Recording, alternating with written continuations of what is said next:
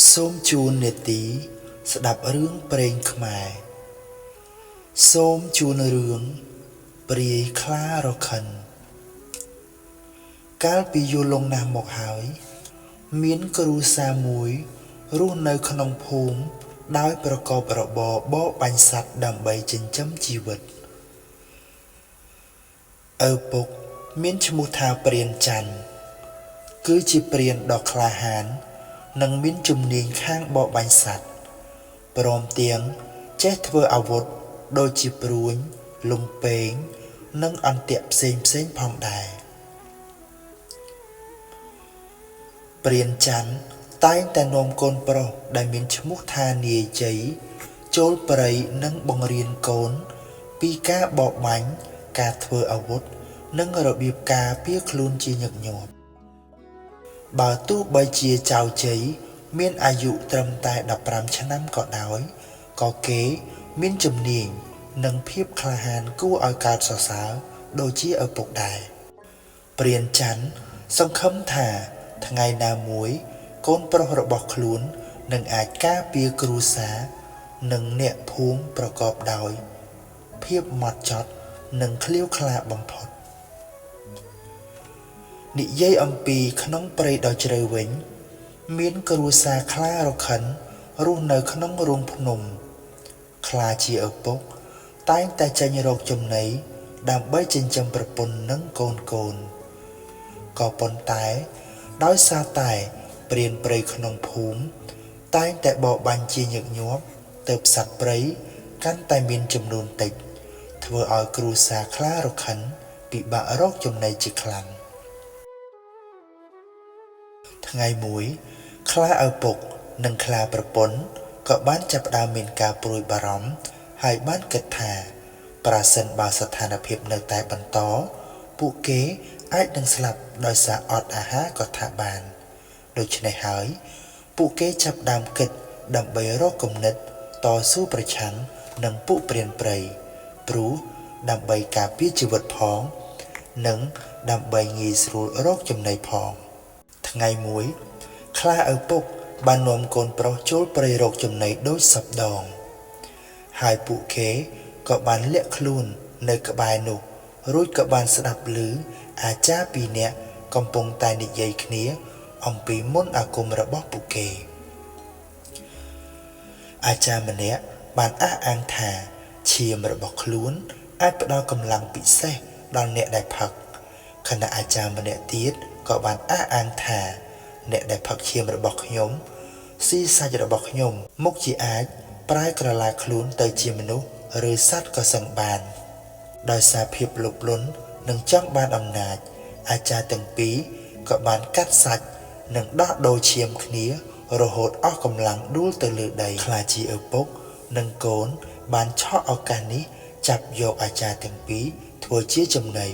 បន្ទាប់ពីស៊ីសាច់អាចារ្យនោះហើយពួកគេក៏បានទទួលអំណាចពិសេសអាចប្រែក្រឡាទៅជាមនុស្ស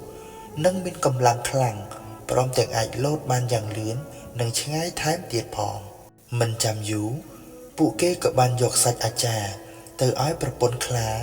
និងកូនស្រីស៊ីដើម្បីឲ្យគ្រួសារទាំងមូលមានអំណាចដូចគ្នាហើយចាប់ពីពេលនោះមកគ្រួសាររបស់ខ្លារខិនក៏បានក្លាយជាគ្រួសារនៃព្រាយខ្លារខិនដ៏កាចសាហាវនិទានអំពីព្រានព្រៃពីរនាក់ដែលមានឈ្មោះថាពូម៉ឺននិងពូម៉ានតែងតែបបួលព្រានច័ន្ទទៅបបាញ់ជាញឹកញាប់ក៏ប៉ុន្តែលើកនេះគាត់បានសម្រេចចិត្តចូលទៅក្នុងព្រៃដោយគ្មានព្រានច័ន្ទទេពួកគេថ្ងៃនោះក៏បានជួបខ្លាដ៏ធំមួយហើយពួកគាត់ក៏ព្យាយាមបាញ់សម្លាប់ខ្លាផងដែរក៏ប៉ុន្តែម្ដងនេះគឺមិនងាយស្រួលឡើយព្រោះខ្លាពិតជាគេចខ្លួនបានលឿនយ៉ាងរហ័សពេកណាស់ហើយថ្ងៃនោះទៀតសោតខ្លាក៏បានវាយប្រហារព្រានទាំងពីរស្លាប់ក្នុងគ្រានោះទៅចាប់ពីពេលនោះមកអ្នកភូមិនិងព្រានព្រៃជាច្រើនចាប់ផ្ដើមបាត់ខ្លួនជាបន្តបន្ទាប់អ្នកបម្រើរបស់លោកសេដ្ឋីម្នាក់បានសម្គាល់ឃើញថាមានដានជើងខ្លា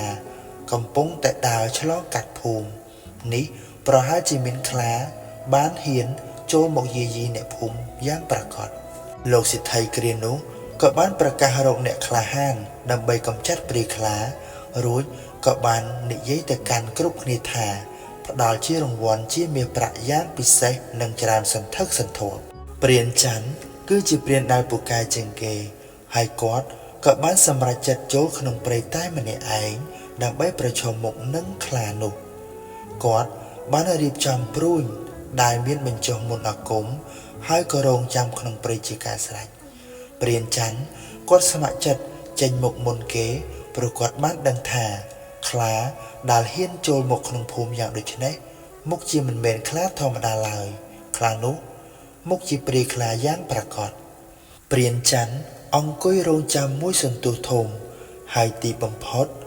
នៅពេលនោះដែរខ្លាដែលជាឪពុកក៏បានចេញមកព្រានច័ន្ទមិនបង្អង់យូរក៏បានយកព្រួញអាគមបាញ់ត្រូវខ្លាបណ្ដាលឲ្យខ្លាដែលជាឪពុកនោះស្លាប់នៅនឹងកន្លែងភ្លាមបន្ទាប់ពីសម្លាប់ខ្លាបានសម្រេចហើយគាត់ក៏បានយកក្បាលខ្លាត្រឡប់ទៅក្នុងភូមិហើយទទួលរង្វាន់ព្រមទាំងត្រូវបានលោកសិទ្ធិនិងមេភូមិហៅគាត់ថាជាព្រានក្លាហានទោះជាយ៉ាងណាព្រានច័ន្ទបានប្រមានអ្នកភូមិថាប្រហែលជានៅមានកូនចៅរបស់ខ្លានោះទៀតដូច្នេះគ្រប់គ្នាត្រូវប្រុងប្រយ័ត្នឲ្យបានខ្ពស់ទោះជាយ៉ាងណាព្រានច័ន្ទក៏បានជម្រាបទៅកាន់មេភូមិនិងអ្នកគ្រប់គ្នាថានេះមុខជាមានកូនចៅរបស់ខ្លានោះទៀតដូច្នេះគ្រប់គ្នាមិនត្រូវប្រហែលឡើយគ្រប់គ្នាត្រូវតែរក្សាការប្រុងប្រយ័ត្នឲ្យបានខ្ពស់បំផុតព្រោះខ្លានេះមិនមែនជាខ្លាធម្មតាឡើយការស្លាប់របស់ខ្លាជាឪពុកបានធ្វើឲ្យគ្រួសារព្រាយខ្លាកើតទុក្ខនិងមានគំនុំសងសឹកព្រានច័ន្ទយ៉ាងខ្លាំងកូនខ្លាឈ្មោលទៅរកព្រានច័ន្ទដើម្បីសងសឹកមុនគេក៏ប៉ុន្តែជាអកុសលក៏ត្រូវព្រានច័ន្ទបាញ់ព្រួយអាគមស្លាប់ដូចគ្នាមេខ្លាវិញក៏បានខឹងជាខ្លាំងហើយក៏បានដើរមករកកូនហើយទីបំផុតផងដែរម្ដាយខ្លាក៏ត្រូវបានសម្លាប់ដូចគ្នាដោយហេតុនេះគ្រួសារព្រាយខ្លាស្ទើរតែត្រូវបានកម្ចាត់ទាំងស្រុងទៅហើយនៅសល់តែខ្លាញីវ័យជំទង់មួយក្បាលប៉ុណ្ណោះនាងមានឈ្មោះថាវិជ្ជនីបន្ទាប់ពីបាត់បង់ឪពុកដែលជាខ្លានិងម្ដាយដែលជាខ្លានាងកូនខ្លាក៏បានរសាត់អណ្ដែតតែម្នាក់ឯងរស់នៅក្នុងព្រៃនិងមិនដែលឈាងជើងចូលមកក្នុងភូមិម្ដងណាឡើយពេលវេលាកន្លងផុតទៅចៅជ័យក៏បានធំពេញវ័យខណៈឪពុកម្ដាយរបស់គាត់កាន់តែចាស់និងឈឺជាទម្ងន់ដូច្នេះមុនពេលស្លាប់ពួកគេបានផ្ដាយផ្ដាំទៅកាន់ចៅជ័យថាកូនត្រូវរកប្រពន្ធនិងបង្កើតគ្រួសារព្រមទាំងឲ្យគេចេះការពារខ្លួននិងជួយអ្នកភូមិផងដែរព្រានច័ន្ទក៏បានប្រគល់ព្រួយអាគមដែលខ្លួនប្រើសម្រាប់ព្រាយខ្លាឲ្យជ័យរក្សាទុកព្រួយនេះជ័យអាចរក្សាទុកដើម្បីការពារខ្លួននៅថ្ងៃអនាគតបានបន្ទាប់ពីឪពុកម្ដាយស្លាប់ជ័យក៏បានរស់នៅតែម្នាក់ឯងនិងបន្តការងារជាអ្នកបរបាញ់សត្វដូចជាឪពុកដែរថ្ងៃមួយជ័យបានចូលទៅក្នុងព្រៃហើយក៏បានឮសំឡេងនារីម្នាក់ច្រៀងយ៉ាងពីរោះគេបានឃើញនារីស្រស់ស្អាតម្នាក់កំពុងតែលេងនៅក្បែរទឹកហើយគាត់ក៏បានចូលទៅសួរសុខទុក្ខនារីម្នាក់នោះដែលមានឈ្មោះថាវិជ្ជនីតាមពិតគឺជាវិជ្ជនីដែលជាព្រាយខ្លានៅសេសសល់ម្នាក់ក្នុងចំណោមគ្រួសាររបស់នាងប៉ុន្តែនាងបានលាក់អត្តសញ្ញាណរបស់ខ្លួនដោយមិនឲ្យព្រានដឹងនោះទេនាងស្អប់ព្រានព្រៃព្រោះព្រានច័ន្ទជាអ្នកសម្លាប់គ្រួសាររបស់នាងប៉ុន្តែនាងក៏មិនបានសម្លាប់ជ័យដែរទោះបីជាជ័យគឺជាព្រានព្រៃក៏ដោយព្រោះនាងមើលឃើញថាជ័យមិនដឹងអ្វីពីរឿងអតីតកាលហើយជ័យក៏មានចិត្តល្អដែរកាលនោះនាងកូនខ្លាក៏បាននិយាយប្រាប់ជ័យថាខ្លួនជាកូនកំព្រាហើយគ្មានទីពឹងទេហើយនាងក៏បានសុំជ័យទៅនៅជាមួយជ័យកាលនោះហេតុថាស្រឡាញ់និងអាណិតក៏យល់ព្រមនិងសុំឲ្យនាងធ្វើជាប្រពន្ធរបស់ខ្លួនចាប់ពីពេលនោះមកពួកគេក៏បានរស់នៅជាមួយគ្នាក្នុងនាមជាប្តីនិងប្រពន្ធហើយពួកគេ ពិតជាស្រឡាញ់គ្នាជាខ្លាំងវេលាកន្លងទៅទោះជាយ៉ាងណាវិជ្ជនីនៅតែមានធម្មជាតិជាព្រាខ្លានៅពេលដែលជ័យចេញទៅបបាញ់នាងតែងតែលួចចាប់មាន់ទាឬសត្វផ្សេងស៊ីជាអាហារជាញឹកញាប់នាងព្យាយាមលាក់បាំងរឿងនេះពីប្តីហើយជ័យក៏មិនដឹងថាប្រពន្ធខ្លួនគឺជាព្រាខ្លាឡើយហើយគាត់រឹតតែមិនដឹងថានាងគឺជាកូនរបស់សត្រូវឪពុករបស់ខ្លួនទេថ្ងៃមួយជ័យបានយកទន្សាយដែលរងរបួសមកផ្ទះដោយចង់ព្យាបាលវាវិជ្ជនីឃើញឈាមទន្សាយភ្លាមក៏មានអារម្មណ៍ឃ្លានជាខ្លាំងក៏ប៉ុន្តែនាងក៏ព្យាយាមទប់ចិត្តហើយទោះជាយ៉ាងណាពេលយកទន្សាយទៅក្រៅផ្ទះកាលណានាងក៏នៅតែមិនអាចទប់ចិត្តបានដែរហើយនាងក៏បានស៊ីទន្សាយនោះអស់បាត់ទៅថ្ងៃនោះជ័យបានឃើញថាមាត់របស់ប្រពន្ធខ្លួនមានប្រឡាក់ឈាមប៉ុន្តែនាងក៏បានកុហកថាទន្សាយបានស្លាប់ដោយសាររបួសហើយទន្សាយនោះទៀតសោតក៏បានធ្វើឲ្យប្រឡាក់ឈាមទៅលើមាត់របស់នាងដែរដូច្នេះចៅជ័យក៏មិនបានសួរនាំអ្វីទៀតឡើយយប់មួយវិជ្ជនីមិនអាចទប់អារម្មណ៍នៃការឃ្លានបានទេហើយនាងក៏បានចេញពីផ្ទះដើម្បីទៅរកអ្នកភូមិធ្វើជាចំណីមីងចោមបានឃើញហេតុការណ៍មួយដោយឃើញថាវិជ្ជនីកំពុងតែស៊ីមនុស្សគាត់ភ័យយ៉ាងខ្លាំងហើយគាត់ហាក់បីដូចជាគៀងឈឹងតែម្ដងនឹងមិនអាចនិយាយអ្វីចេញបានយ៉ាងស្រួលនោះទេមាត់របស់គាត់ត្រដាក់ត្រដប់ស្មារតីមិននឹងនោសោះឡើយលុះព្រឹកឡើងមីងចោមក៏ព្យាយាមតាំងអារម្មណ៍និងព្យាយាមទៅប្រាប់ចៅជ័យអំពីការពិតប៉ុន្តែដោយសារតែភ័យខ្លាចពេកនៅពេលដែលឃើញវិជ្ជនីដើរមកគាត់ក៏បានចាក់ចេញទៅវិញទាំងភ័យទាំងប្រាណថ្ងៃនោះជ័យចាប់ដើមសង្ស័យប្រពន្ធណាស់ដោយសារតែមីងចោមគ្រាន់តែឃើញប្រពន្ធភ្លាមគាត់ក៏ខ្លាចយ៉ាងដូចនេះហើយប្រពន្ធគាត់ទៀតសោតក៏តែងតែមានប្រឡាក់ឈាមនៅនឹងមាត់និងដងខ្លួនជាញឹកញាប់ផងដែរដើម្បីសាកល្បងទៅលើប្រពន្ធជ័យបានសាក់យកទន្សាយមួយចងក្បែរដើមឈើនៅជិតផ្ទះហើយគាត់ក៏ចាំឃ្លាំមើលនៅពេលយប់ក៏ប៉ុន្តែយប់នោះវិជ្ជនីមិនបានសម្លាប់ទន្សាយទេផ្ទុយទៅវិញនាងក៏បានឲ្យចំណីវានិងថែរក្សាវាផងដែរដូច្នេះជ័យក៏បាត់ការសង្ស័យហើយជឿថាមីងចោមគ្រាន់តែយល់ច្រឡំទៅលើប្រពន្ធរបស់ខ្លួនប៉ុណ្ណោះ